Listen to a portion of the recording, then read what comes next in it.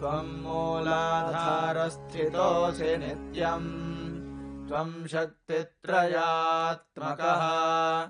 त्वाम् योगिनो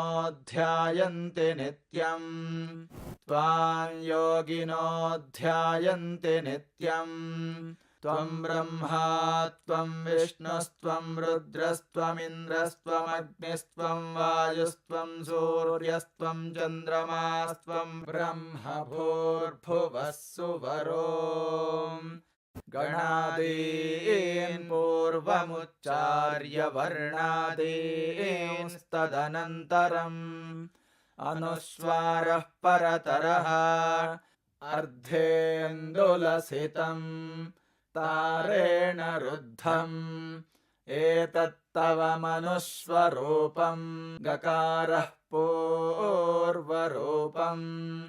अकारो मध्यमरूपम् अनुस्वारश्चान्त्यरूपम् विन्दुरुत्तररूपम् नादः सन्धानम् सगुंहिता सन्धिः सैषा गणेशविद्या गणकर्षिः निसृद्गायत्री छन्दः श्रीमहागणपतिर्देवता ॐ गङ्गणपतये नमः एकदन्ताय विद्महे वक्रतुण्डाय धीमहि तन्नो दन्तिः प्रचोदयात् एकदन्तम् चतुर्हस्तम् पाशमङ्कुशधारिणम् रदम् च वरदम् हस्तैर्बिभ्राणम् मूषकध्वजम् रक्तम् लम्बोदरम् शूर्पकर्णकम् रक्तवाससम् रक्तगन्धानुलिप्ताङ्गम् रक्तपुष्पैः सुपूजितम् भक्तानुकम्पिनम् देवम् जगत्कारणमच्युतम्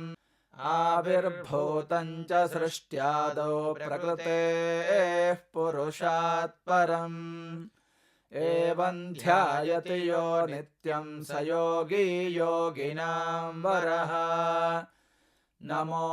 व्रातपतये नमो गणपतये नमः प्रमथपतये नमस्ते अस्तु लम्बोदरायैकदन्ताय विघ्नविनाशिने शिवसुताय श्रीवरदमूर्तये